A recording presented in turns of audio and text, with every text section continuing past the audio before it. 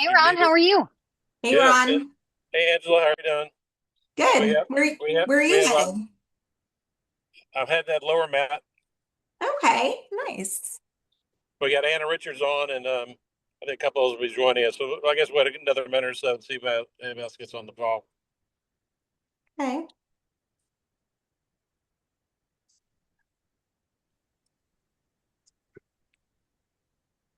Did y'all have committees today?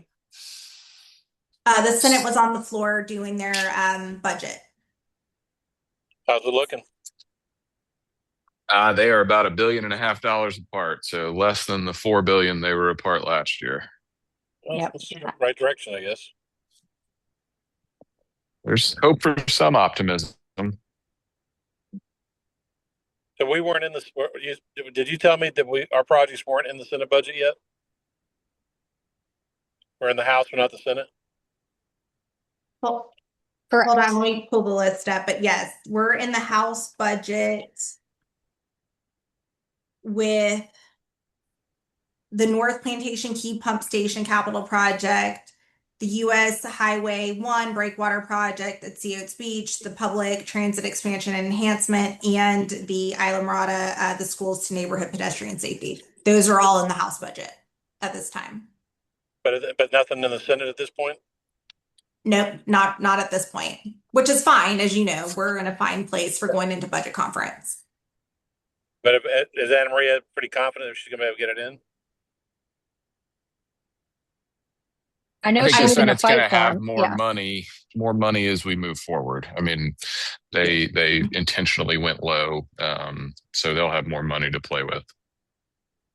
I mean, but I guess the question is everybody's project not in, or is it just us, or are they picking and choosing? Where are they? I would say 95% of projects, if I was going to guess, and Kate might have a different number or Ryan, but I would say 95% of projects are only currently in one chamber's budget or the other. Okay, I think that's accurate. okay. Well, I guess it's 4:02. You might as well go and get started. I got Councilman Anna Richards is on. Obviously, you got Ryan, Kate, and Angela. I can't see anybody else. Is anybody else on that I can't see? No more panelists, but we have four attendees. Okay, all right. I guess why don't y'all go ahead and give your update again. Sure. Biggest action this week, in addition to the Senate and House passing their budgets off the floor, the House and Senate also just as about an hour ago named budget conferees. So those folks will begin top level allocation negotiations as we're trying to get out on time over the course of the next 2 weeks, where a budget conference would take place, probably towards the latter part of week 7 and weekend in between week 7 and week 8. Those conferees would meet in conference to settle sort of their differences. You've heard where our projects are. We're in the House, not in the Senate. That's okay. We'll keep working on both sides to make sure that our projects get fully funded. From a policy perspective, property taxes was the big issue this week. The House did pass a property tax proposal. It's HJR 203. The proposal saw about 15 different amendments filed to it. Ultimately, the House decided to amend the bill to say that I think it's January 1, 2027, there would be a complete elimination of non-school homestead property taxes should first the Senate agree, and then if it were to be placed on the ballot, if 60% of Floridians were to also agree. Still no proposal from the Senate. So everything that we've heard and talked to with the Senate is that they're looking at more of a modest increase to the current homestead exemption at $50,000. So our hope is that they stick to that position. Politically, I think the House just has been waiting for the governor and the Senate to release a plan. And so the House went ahead and released the plan that the governor has effectively been talking about for a year. So it really sets up an interesting sort of chess game in terms of how the Senate and the governor react. I believe the governor was on Twitter earlier this week just saying that, something like this takes time. He's still plans, or he's been working with the Senate, and a plan should be released, but remains to be seen in terms of when that would take place. Kate, you want to talk about areas of critical state concern? Sure. So, Rep. Mooney's bill, the area of critical state concern bill, it has been placed on the special order for the 25th in the House.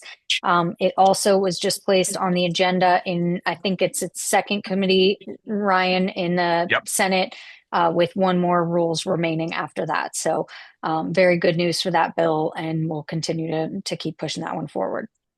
We've been working on a couple bills that we brought to your attention prior. Qualified contractors is one of them. I think that's Senate Bill 1388. It is being amended in a more local government friendly way. This was the bill that effectively made private providers employees of local governments, and really created a difficult situation when it came to decision making and liability. So we expect that. The CFO is pushing a bill on local government spending. We've talked about that a couple times. This one would mandate that all local governments basically have a interactive budget website, which would come at a significant cost to some. I think you're going to see some amendments to that bill in terms of who needs to comply with some of those new sort of budget requirements. I think those local governments that are under 10,000 people will be exempted. So that's one. And I think what will happen is you'll likely see that moving forward, your website would have to link to the Economic, Demographic, and Research website, EDR, of the state, which really has all of the information that the CFO's office was looking to mandate that those local governments place on their websites anyway. And Ron, I think that's it, unless anybody has any questions.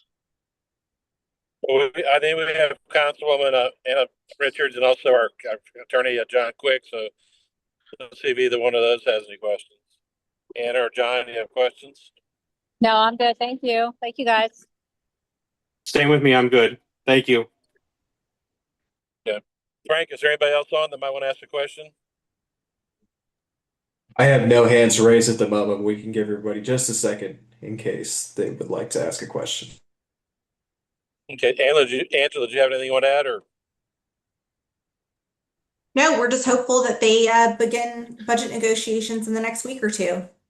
Hopefully, possibly finish on time. That'd be good. It would be good.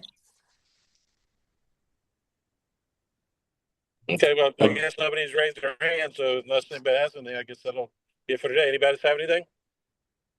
No, I think we're good. Everybody enjoy your weekend. Yep. Have a Okay, good Thanks so much, weekend. everybody. Talk to you next Friday. Thank you. Bye. Bye. Bye.